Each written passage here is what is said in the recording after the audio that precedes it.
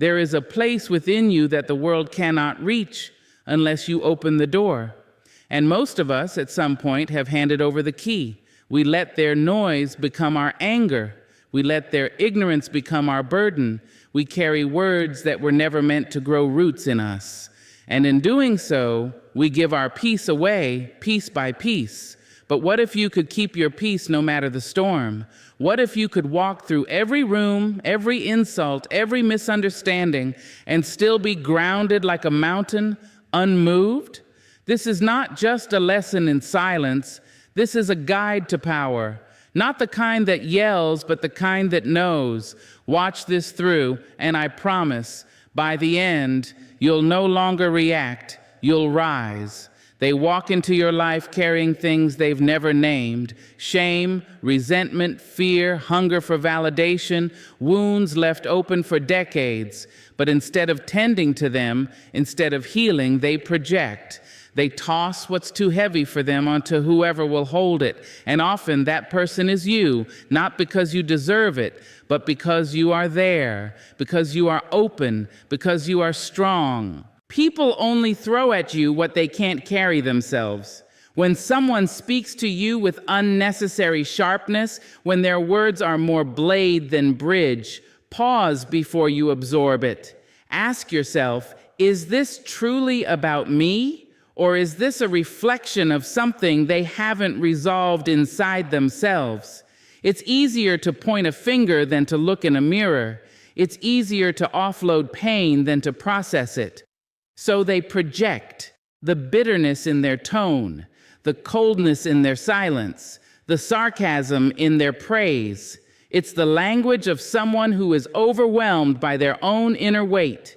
You become the container they try to pour themselves into, but you must learn not to absorb what was never meant to be yours. Their anger, likely not about you, their judgment, rooted in their own insecurity, their rejection, often a mirror of their own self-worth.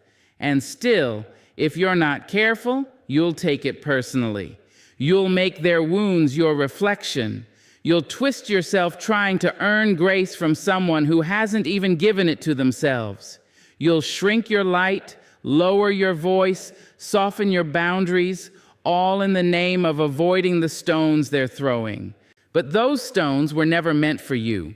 They're carrying too much. And the heavier it gets, the harder they throw. Not because they hate you, sometimes quite the opposite. Sometimes they see in you the peace they've never known, the confidence they've buried, the self-love they were told they didn't deserve, and that sight unsettles them because you make it look easy, holding yourself with grace, walking without apology. So they test you. They say things they hope will crack your calm. They poke and prod, waiting for you to lose the composure they've never been able to find. Why? Because if they can pull you into their storm, then their chaos is validated. If even you, with all your strength, can be shaken, then they're not so broken after all. Don't fall for it. Their load is not yours to lift. You didn't cause it, you can't cure it. And carrying it won't save them, it will only bury you. This doesn't mean you stop being compassionate. It means you stop confusing compassion with self-sacrifice. It means you learn to say, I see your pain, but I will not become it. It means you allow people to sit in the discomfort of their own reflection without rushing to make it easier for them by dimming your truth. You will meet people who lash out instead of look within, who shame instead of share, who tear down instead of talk. It is not your job to catch every blow. It is not your responsibility to defend your worth every time someone else forgets theirs. You are not a dumping ground for unhealed emotion. Let them throw. Let them spill. Let them speak from places that don't even belong to the present moment. But you, stay grounded. Don't rise to meet the storm. Stay seated in your stillness. Because the moment you react, the moment you take their projection personally, you've handed them the power. You've told their wound it can control your peace. And you've let their story become a stain on your spirit. Choose better. Not for them, for you. Not everything thrown at you is meant to be caught. Sometimes the highest act of grace is to let it fall, to say nothing, to move forward, to refuse to carry what does not belong in your hands. It's not cold, it's not cruel, it's clarity. And clarity will always serve you better than reaction, because people will throw. But your peace is not their playground, and your soul is not their storage space. Protect it, guard it, treat it as sacred. And remember, what they throw says more about what's breaking inside them than it ever will about you. They'll come knocking with raised voices and sharpened words, wrapped in urgency and ego.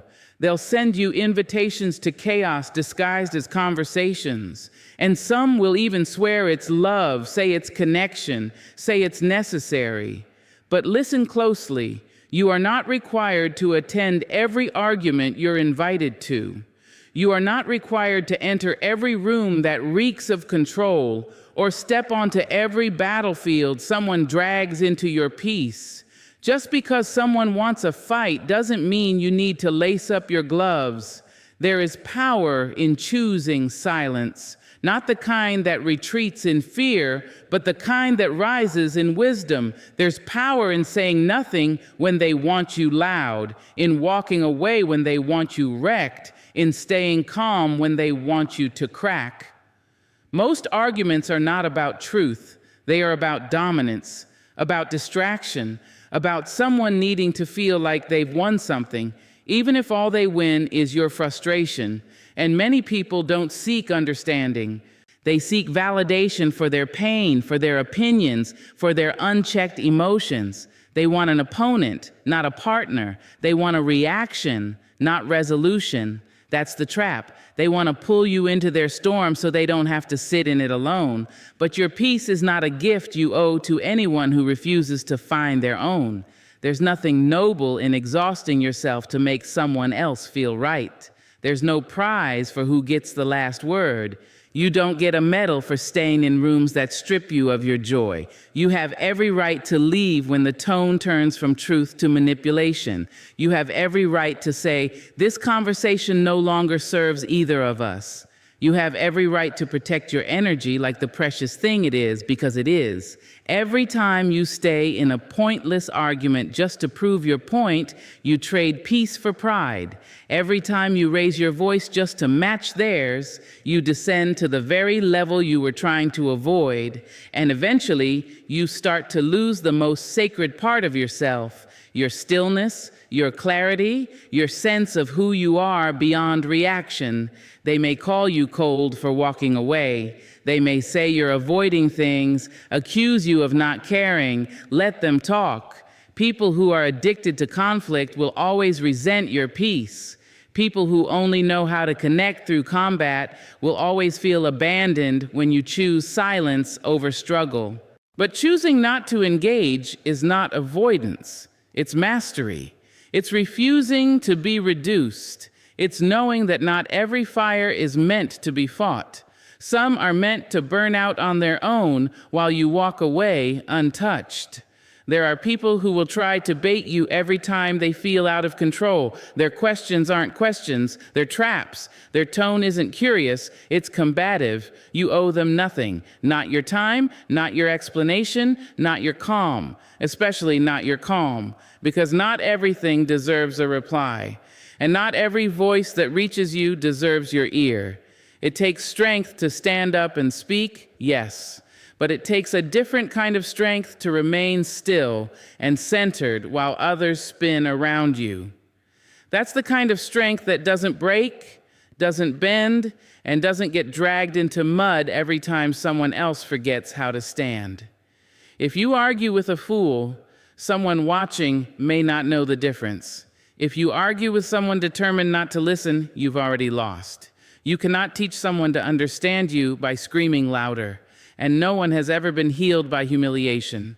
So stop entering wars just because you're invited. Let them battle their shadows without recruiting you. Let them throw their words into an empty hallway. You are not their echo. You are not their sparring partner. You are not here to make their anger feel justified.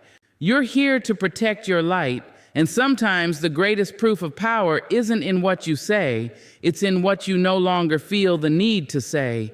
It's in choosing silence, not because you're weak, but because you've grown. Some battles are won by walking away, not swinging back. Some arguments are lost the moment you enter them. And some peace is preserved by simply remembering you do not need to attend every argument you're invited to. Some invitations are best left unopened. It happens so fast, a word, a tone, a glance, and suddenly your chest tightens, your pulse speeds up, and your mind begins to race. You feel it rising, the heat in your throat, the storm in your belly, the sharp edge of emotion that demands to be released. That is the moment, right there, that single breath between peace and reaction, that single second before your spirit snaps like a dry branch under weight. That is the moment you must choose to breathe.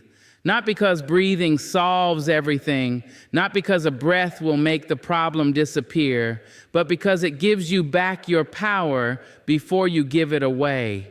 We are not taught to pause. We are taught to fire back, to defend, to retaliate, to protect our name, our pride, our space. But what if protection doesn't always look like reaction?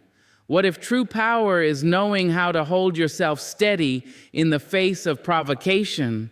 What if the greatest strength you could ever learn is the ability to breathe before you break? That breath, that sacred pause, is your anchor in a world that's constantly trying to pull you out of yourself.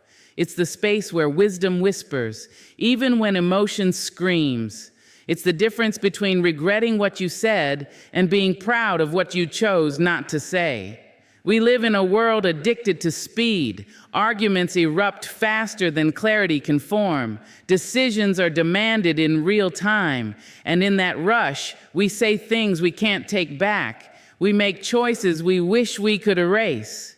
We burn bridges in the name of urgency. But most fires don't start from hate. They start from heat. And heat can be cooled if only we remember to breathe.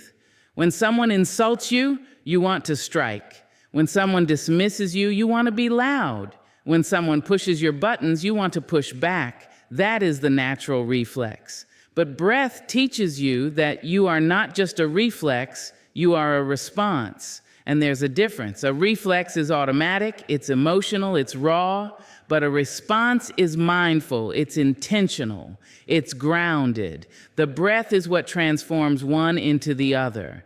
The breath is where your soul reminds your ego that it doesn't have to defend everything. Breathe before you reply to that message. Breathe before you raise your voice. Breathe before you throw back the pain they handed you.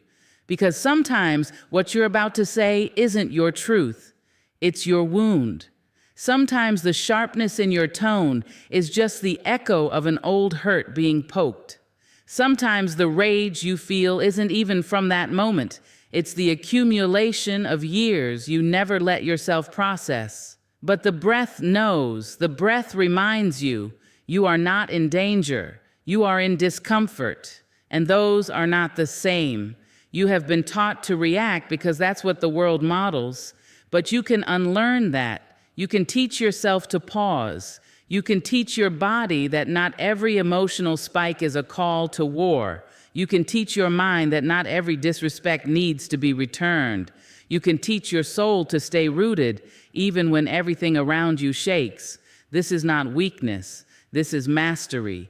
To know when to speak and when to hold, to know when to defend and when to release, to know when the cost of reaction is too high for the peace you've been trying so hard to protect. Breathe before you break, because you are not here to be shattered by life's chaos. You are here to move through it with grace, and know it won't always be easy. Sometimes you will forget, you will yell, you will respond from the fire instead of the quiet. You will wish you'd breathed instead of broken, but every breath is a new beginning. Every pause is a practice. Every moment is another chance to choose differently. So when you feel it rise, the anger, the sadness, the hurt, don't run from it. Meet it, greet it, Let it come to the surface, but don't let it spill. Breathe into it. Hold yourself the way no one else ever taught you to be held. Strong, soft, aware. Because when you can breathe through the moment that once broke you, you become unshakable. Not because you don't feel, but because you finally know how to feel without falling apart. There is a quiet kind of wisdom that lives in restraint. It is not flashy. It doesn't need to raise its voice. It doesn't stomp or scream or storm out of the room. It simply knows. It knows that not everything deserves your energy. Not every look, not every comment, not every opinion flung your way needs to be caught, dissected, or responded to, especially when the cost is your peace. Peace is not something the world will hand you wrapped in ribbons. You earn it by choice. You keep it by discipline. And the most disciplined thing you will ever do is not react when you are expected to. The world will throw bait at you daily, words meant to provoke, questions meant to challenge, moments crafted to unhinge you, and if you're not careful, you will spend your whole life flinching at shadows, proving yourself to people who already decided not to understand you, and trading your stillness for temporary victories that leave you feeling hollow. There's a difference between hearing something and having to respond to it. You may hear gossip, lies, criticisms, or projections, but just because it enters your ears doesn't mean it needs to exit your mouth. Not everything is worthy of your voice. Not every comment requires a defense. And not every person has earned a seat close enough to shake you. You don't have to be available to every energy that wants access to you. Some people speak from pain, not from truth. Some people confront not to understand, but to control. And if you react every time you're provoked, you hand them the keys to your peace willingly. You say, "Here, take it. Take my calm, take my joy, take my self-respect," just because you had the audacity to challenge me. But why? Why give them so much for so little? What if your silence was not weakness, but strength? What if your decision not to respond was actually the boldest move in the room? What if holding your peace didn't mean you lost? It meant you won a battle no one else saw. They may call you cold. They may say you're disconnected. But those who confuse peace with passivity don't know the war it takes to maintain it. They don't see the 1,000 battles you've already fought just to get to a place where you can choose peace over pettiness, where you can walk away without the need to explain, where you can hear your name twisted and still sleep soundly at night. That is not numbness. That is mastery. Reaction is easy. Reaction is automatic, but response, or the decision not to respond, that's intentional. That's maturity. That's self-possession. That's knowing who you are so deeply, no one else's version of you can shake it. Not everyone who disagrees with you deserves your clarification. Not everyone who mocks you deserves your retaliation. Not everyone who misunderstands you deserves your correction. Sometimes the most radical act of self-care is choosing not to let that message ruin your day. Choosing not to let that driver on the road steal your mood, choosing not to carry someone else's misery as your own just because they tried to dump it on your doorstep. Let them feel what they feel. Let them say what they say. You don't have to pick up what they dropped. You don't have to react to everything that is beneath your spirit. Guard your peace like the treasure it is. People will come and go with storms inside them. Don't let them set up camp in your soul. Don't let them rearrange the furniture of your mind. Let them pass, like weather, like waves, like noise you no longer need to tune into. You are not obligated to be dragged into a drama just because it's directed at you. You don't have to raise your voice to prove you're not small. You don't have to respond to disrespect with the same energy. You are allowed to choose grace, not because they deserve it, but because you do. You deserve to go to bed without rehearsing comebacks. You deserve mornings unburdened by yesterday's arguments. You deserve to live untouched by the chaos others try to hand you. Not everything deserves a reaction. especially not your peace, because peace is not a passive state. It is a fiercely protected place. And when you learn that, truly learn that, you become untouchable, not because the world stops trying, but because you no longer let it in. The sting of insult is sharp. It lands fast, often when you're unguarded. A word, a tone, a look, meant to belittle, to provoke, to cut. And the human instinct is to fight back, to defend the wound, to restore dignity with equal force. But the truth is, most insults do not need to be met with retaliation. They need to be met with compassion. Not for their sake, for yours. Because what a person says to you often says more about what's hurting inside of them than what's broken inside of you. Insults are usually born from lack, a lack of peace, a lack of self-worth, a lack of clarity. A soul full of self-respect doesn't insult. A person secure in themselves doesn't aim to dim others. When someone lashes out at you, they're not showing you their power. They're showing you their pain. And if you can see it that way, really see it, you won't take the insult personally. You'll see it as a confession, a flare from a heart struggling to stay afloat. Compassion doesn't mean you excuse the disrespect. It means you rise above the need to match it. You understand that pain often dresses itself up in pride and criticism. And instead of dancing with the hurt, you choose to stand still in grace. When someone calls you a name, questions your worth, ridicules your choices, pause. Look at them not with judgment, but with curiosity. What must they be carrying? What kind of day or life must they be living to throw that kind of darkness at another? Compassion is not softness. It is not naivety. It is strength. It takes far more courage to hold your center when attacked than to snap back. It takes discipline to respond with empathy instead of ego. People insult for many reasons: to distract from their own flaws, to feel powerful, to gain attention, to protect their fragile identity. But rarely, if ever, is it truly about you. And when you see through that lens, you take back control.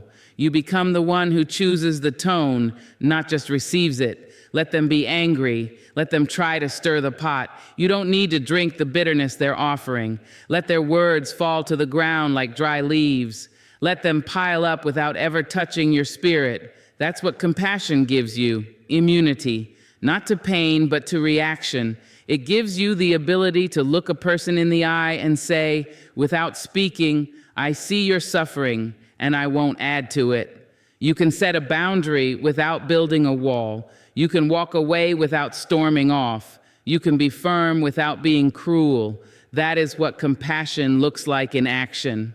When you practice compassion in the face of insult, you take the oxygen out of the fire. You refuse to fuel their chaos. You deny their drama a stage, and slowly something shifts in you. You start to detach from the need to be understood, the hunger to be right, the impulse to prove your value. You start to realize your value has never lived in someone else's mouth. Compassion teaches you that dignity doesn't always shout. Sometimes it whispers. Sometimes it says nothing at all. Sometimes it simply smiles and steps aside. And yes, you will be misunderstood. People will say you're weak. They'll say you let them get away with it. But let them say what they will. You're not here to manage their opinion. You're here to manage your own integrity. There is a deep, unshakable peace that comes when you no longer let other people's unkindness dictate your character. When you can see them not as enemies, but as human. Flawed, wounded, reacting out of their own trauma, trying to find control in a world that often feels like chaos. That doesn't mean you tolerate abuse. That doesn't mean you ignore toxic patterns. But it does mean you meet them with clarity, not combat. It means you say, I will not fight you because I see you're already at war inside. That level of compassion doesn't make you smaller. It makes you bigger than the insult, bigger than the moment, bigger than the game they're trying to play, and maybe, just maybe, your compassion will be the mirror they've never had. Maybe it won't change them, but it will change you, and that is enough. So the next time someone hurls a word meant to wound, pause, breathe, remember, what they say is about them. How you respond is about you. And you are someone who chooses compassion, not because it's easy, but because it's healing. There comes a time in life when you get tired, not from doing too much, but from carrying what was never yours to hold. You get tired of explaining yourself to people determined not to understand, of bending for those who only want to break you, of dancing through the flames of chaos just to prove you're still standing. And in that quiet fatigue, something sacred begins to rise. The desire to detach, not out of bitterness, but out of clarity, out of strength, out of peace. Peaceful detachment is not giving up. It is letting go. It is the moment you stop gripping the rope that's been cutting your hand. It's the stillness that comes when you no longer need to control the narrative, win the argument, or change the person. Detachment is not cold or careless. In fact, it's one of the warmest forms of self-love. It says, I no longer need to lose myself in order to keep you. When you detach, you are not abandoning people. You are abandoning the need to be tangled in their storms. You are choosing to step out of the battlefield, not because you've lost, but because the war was never yours to begin with. You are reclaiming your mind, your time, your emotional oxygen, because not every fire deserves your fuel. Not every situation requires your presence. We are conditioned to believe that caring means clinging, that love means holding on no matter the cost. But the truth is, real strength is knowing when to release, when to unhook your heart from places that drain it, when to bless people on their way and not follow them into their chaos. That is detachment, not apathy, but discernment, not distance, but dignity. When you reach the level of peaceful detachment, you begin to move differently. You no longer chase closure, you create it. You stop rehearsing the perfect comeback in your mind. You stop checking if they've changed. You stop letting their energy rewrite your own. Instead, you stand in your stillness. You walk in your own rhythm. You protect your spirit like it's sacred, because it is. Peaceful detachment doesn't mean you don't feel. It means you feel deeply, but you choose not to let those feelings hijack your actions. You allow yourself to witness the mess without absorbing it. You can sit across from drama and not sip from its cup. You can hear the insult and let it pass like wind through an open window. You can know your worth so intimately no outside voice can auction it off. And yes, detachment will confuse people. Those used to controlling you through guilt, manipulation, or chaos won't recognize this version of you. They'll call you cold. They'll say you've changed, and they'll be right. You have changed. You've stopped leaking your peace into every open wound around you. You've stopped bleeding for those who never offered a bandage. You've chosen serenity over survival. Peaceful detachment gives you back your power, and not the kind that dominates, but the kind that liberates.